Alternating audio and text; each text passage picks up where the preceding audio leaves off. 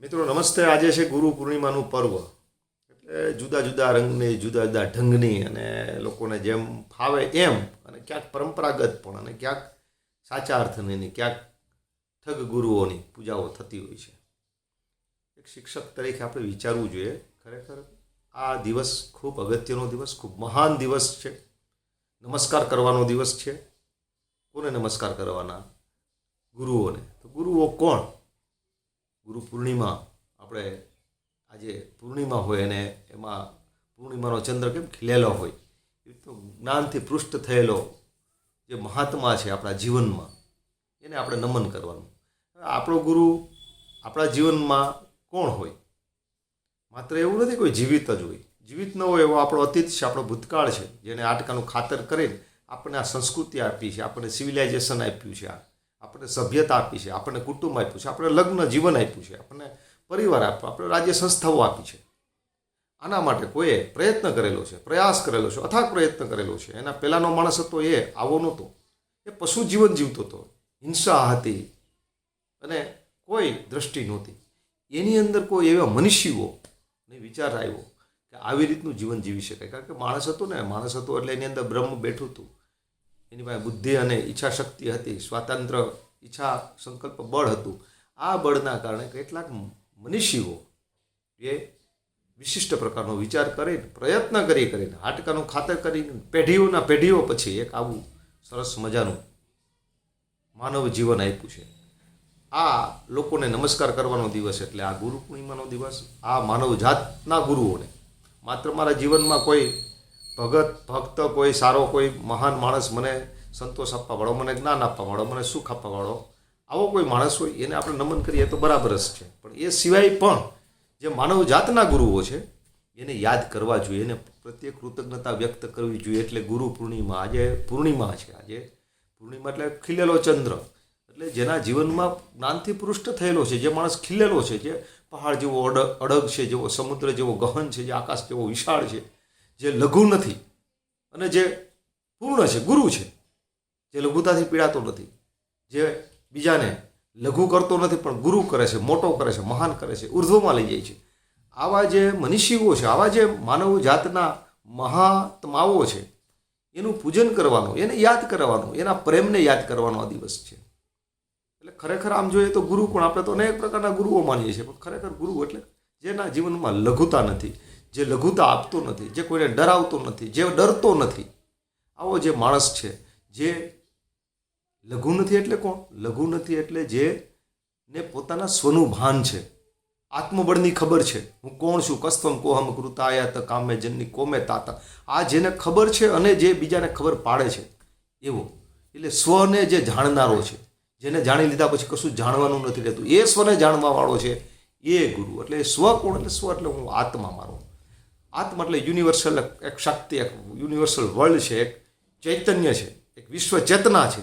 આ વિશ્વ ચેતના સાથે સીધો સંપર્ક રાખવાવાળો ગુરુ.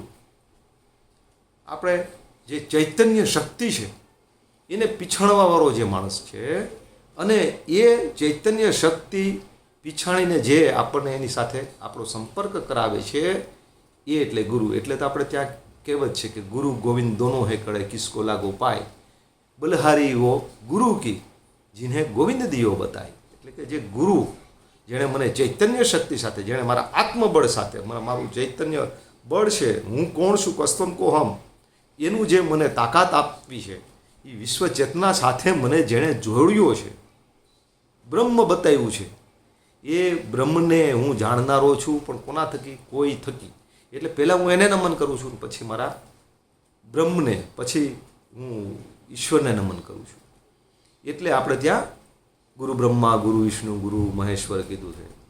આ માનવ જાતના વિશ્વ ગુરુઓ જે છે એને નમન કરવાનો દિવસ છે. પણ આપણે શું કર્યું ખબર? દુનિયા ઝુકતી હે, ઝુકાને વાલે ચાહે. સાલા કોઈ પણ ગુરુ બની જાય છે, કોઈ પણ ગુરુ બની જાય છે.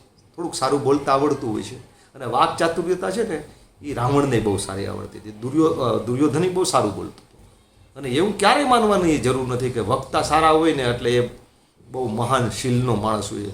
શીલને અને વક્તવ્યને આ બેને છે ને વિરોધાભાસ છે. એટલે તો શંકરાચાર્યએ કીધું ભજ ગોવિંદમ ભજ ગોવિંદમ ભજ ગોવિંદમ બુઢમતે પ્રાપ્તે સન્નિહિત મરણે નહીં નહીં રક્ષતી ડુકરુંજ કરણે. આ ડુકરુંજ કરણે છે ને એ એવું ધાતુ છે સંસ્કૃતનો કે જે બોલવામાં આપણે એનો ઉપયોગ કરીએ ને તો આપણું વાક ચાતુર્યતા ખીલી ઉઠે. એટલે એવો કોઈ ડુકરુંજ કરણે ધાતુ કોઈ ગોખતો હતો એને શંકરાચાર્ય જોઈ ગયા અને કીધું એ ભલા માણસ તું આ ડુકરુંજ કરણે ધાતુને ગોખવાનું રહેવા દે, તું સારું સારું બોલવાનું રહેવા દે, તું ગોવિંદને ભજ અને અંતે મરણ પથારીએ તું સૂતો હોય ત્યારે તારી પાસે ગોવિંદ ઊભો છે, આ ડુકરુંજ કરણે ધાતુ નહીં ઊભો હોય. એટલે સારું બોલનારાથી કોઈથી છેતરાવું નહીં. આ છે ને ચતુર માણસો કોઈ પણ કરી શકે. ચતુરાઈને ક્યારેય છે ને ઝૂકવું નહીં, ચતુરાઈને ઓળખવી, શીલને મહત્વ આપવું. એ કદાચ મૌન પણ હોય, બોલી ન શકતું હોય, ચારિત્ર શીલ, પણ આવો જે માણસ છે ગુરુ છે. ગુરુમાં શું હોય? ગુરુમાં પ્રેમ હોય, અથાગ નિતાંત પ્રેમ હોય. આજે તો આપણે ગુરુ એટલે રાજકીય લોકો સાથે, નેતાઓ સાથે સીધો સંપર્ક, સીધી હોટલાઈન હોય. ભગવાન સાથે તો ન હોય, કહેતા હોય અમારે ભગવાન સાથે સીધી હોટલાઈન છે, ભગવાન સાથે ન હોય, પણ રાજકીય લોકો સાથે હોય ને રાજકીય લોકોને પાછા આ લોકો પાછા પસંદ હોય એટલા માટે કે આ લોકો પાસે એક વોટ બેંક હોય છે, મોટી પ્રજાની એક એના અનુયાયીઓ વર્ગ હોય છે અને એ કોઈનું ન માનતા હોય છે. અને એવું નથી હો મિત્રો કે અભણ માણસો માને, શિક્ષિત લોકો સારામાં સારા, મારે નામ નથી દેવા, પણ એવા માણસોના છે ને ગુરુઓ હોય અને એવી પાછા ઠગ ગુરુઓ. સારા ગુરુઓ તો મહાન માણસો નહીં, ગુરુ તો બધાય ના હોય, ગુરુ તો હોવા જ જોઈએ, પણ ઠગ ગુરુઓને ગુરુ માની લેવા, આ તો ખરેખર બહુ મોટું જીવનનું એક લીલામ કરવા જેવું છે. લીલામ થઈ જાય જીવનમાં, આપણે એવું જોઈએ છીએ. આજની સ્થિતિ કેવી છે? એક સુભાષિત મેં બહુ સરસ વાંચ્યું હતું, મને બહુ ગમે સુભાષિત. એક પારધી એટલે કે શિકારી, વન્ય પ્રાણીઓનો શિકાર કરવાવાળો એક શિકારી, એ જંગલમાં શિકાર કરવા નીકળ્યો અને એણે ભગવા વસ્ત્ર પહેરેલા હતા. એ ભગવા વસ્ત્ર પહેરેલા જોઈને કોઈ એને પૂછ્યું, એટલે તું તો શિકારી છો ભાઈ, અને તું આ ભગવા વસ્ત્ર, ઋષિઓના વસ્ત્ર, યોગીઓના વસ્ત્ર, સંન્યાસીનો વસ્ત્ર લઈને નીકળ્યો છો, પહેરીને નીકળ્યો છો? એટલે એને બહુ સરસ જવાબ આપ્યો છે. આજના યુગને, આજના માણસોને બધાને લાગુ પડે, વિચારી લેજો તમે. એણે કીધું કે હા મને ખબર છે, પરંતુ હું તો શિકારી છું, હું પારધી છું, ખરી વાત છે, મારે તો શિકાર શોધવો છે અને હું આસાનીથી શિકાર કરી શકું એટલા માટે થઈને મેં આ વસ્ત્ર પહેર્યા છે. કેમ કે આ જંગલની ગભરીઓ, હરણીઓ આ વસ્ત્ર જોઈને અસ્વસ્થ નથી થતી, આ ભગવા વસ્ત્ર જોઈને અસ્વસ્થ નથી થતી. એને એમ કે આ તો ઋષિ ફૂલ ચૂંટવા આવ્યો છે, ફૂલ વીણવા આવ્યો છે. એટલે આ જંગલની હરણીઓ આ વસ્ત્રને જોઈને અસ્વસ્થ નથી થતી, સ્વસ્થ રહે છે. એટલે કે ચંચળ થઈને ભાગતી નથી. અને એટલે હું સ્વસ્થ થઈને એમનો આસાનીથી, સરળતાથી શિકાર કરી શકું છું. મિત્રો, ધંધો કરવા માટે કરોડો રૂપિયાની સંપત્તિની જરૂર શું છે? જે સંસ્કૃતિમાં શ્રી સવા લખ્યું છે, જે સંસ્કૃતિ સિમ્પલ લાઈફ, હાઈ થિંકિંગની વાત કરે છે, એ ગુરુઓ ને કરોડોનો 5 સ્ટાર હોટલો કરતા હોય, સારા સારા આશ્રમો ને બધું તમે. અને આ ગુરુ પૂર્ણિમાએ તો એક કવરો ભેગા કરીને બધા જશે. જે લોકો બેનામી ને બે ધંધા કરતા હોય છે ને એને ડર બહુ લાગતો હોય, ભયભીત લોકો હોય છે. પછી એને એમ થાય કે વત્તા માઇનસ કરી નાખી ક્યાંક આપણે દઈ દઈએ ને ધર્મના નામે ક્યાંક, એટલે આપણે કરેલા પાપમાંથી છૂટી જઈએ. આવું ભ્રાંત તત્વજ્ઞાન, ભ્રાંત ધર્મ મગજમાં ઠસાયેલો છે. એ માણસ પહોંચે છે ક્યાં? આવા ગુરુઓને કોઈને ગોતી લે, ઠગ ગુરુ મળી જાય. દુનિયા ઝૂકતી હોય, ઝુકાને વાલે ચાહીએ, એ ઝુકાને વાલે આ લોકો છે મળી જાય ને એને આપીને ઓલા કવર આપે છે. કારણ કે 2 નંબરીનો ધંધો કરે છે, એને જૂટવું છે, ખોટા વ્યાજ વટાણ. કેટલાય માણસો એના થકી મરી ગયા છે. એવા માણસો અહીંયા કવર દઈ જાય છે, એના આશ્રમ બને, એના સદાવ્રત હાલે છે. ખરેખર એટલે તો આપણે કહીએ સદાવ્રતનું ખાવામાં બહુ ધ્યાન રાખવાનું. કારણ કે જેવું અન્ન, જેવી કમાણીનું અન્ન હોય ને એવો ઓડકાર આવે છે. અને એટલે તમે જુઓ આશ્રમોની અંદર ખૂન નથી થતા, લોહીની નદીઓ વહી જાય છે. પાછળનું કારણ ત્યાં સાધન છે ને, સાધન એ અપવિત્ર સાધન છે. બધા આશ્રમોની વાત નથી કરતો, પણ આવા આશ્રમો ઝાઝા છે, બહુ ઝાઝા છે. ઠગ ગુરુઓ ઝાઝા છે, શિકારીઓ ઝાઝા છે.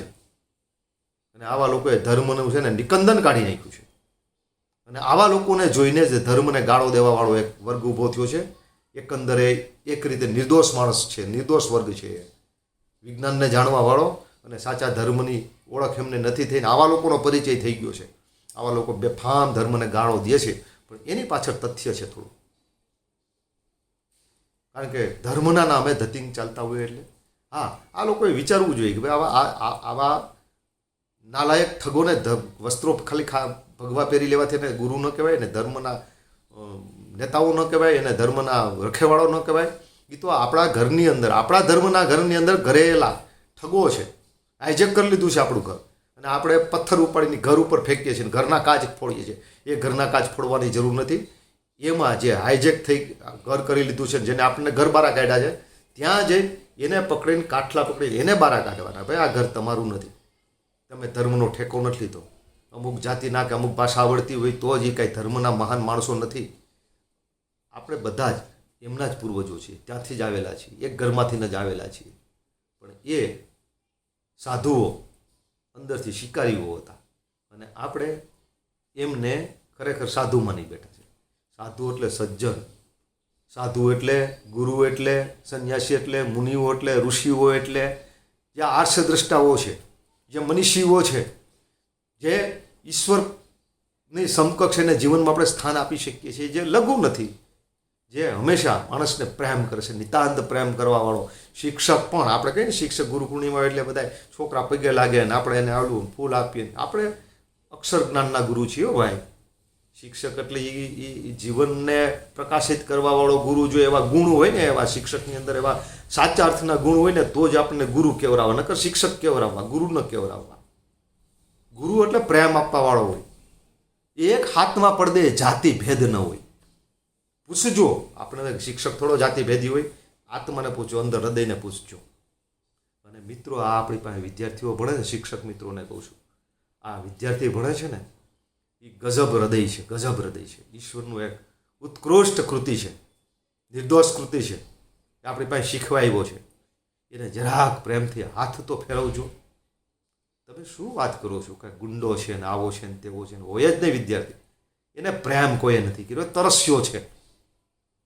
એક મને યાદ આવે છે કિસ્સો, ઓક્સફોર્ડ યુનિવર્સિટીના કેટલાક પ્રોફેસરો આ ધારાવી બોમ્બેની ઝૂંપડપટ્ટીનો એક સ્ટડી કરતા હતા. કે સ્ટડી છે એમનું, 5-5 વર્ષે એ લોકો આવે એ ઝૂંપડપટ્ટી, ધારાવી ઝૂંપડપટ્ટીની અંદર, અને એની પાસે 20-40 વિદ્યાર્થીઓનું એક લિસ્ટ હોય છે. 5-5 વર્ષ પછી એ વિદ્યાર્થીઓ કેટલાક તરકીબ કરે છે, ને કેટલા ખરાબ રસ્તે જઈને કેટલા સારા રસ્તે જાય છે. આ ધારાવી ઝૂંપડપટ્ટીની સ્કૂલોની અંદર ભણતા વિદ્યાર્થીઓને સ્કૂલ કેટલી અસર કરે છે અને એનું વાતાવરણ કેટલું અસર કરે છે, આના વિશેનો એક અભ્યાસ હતો.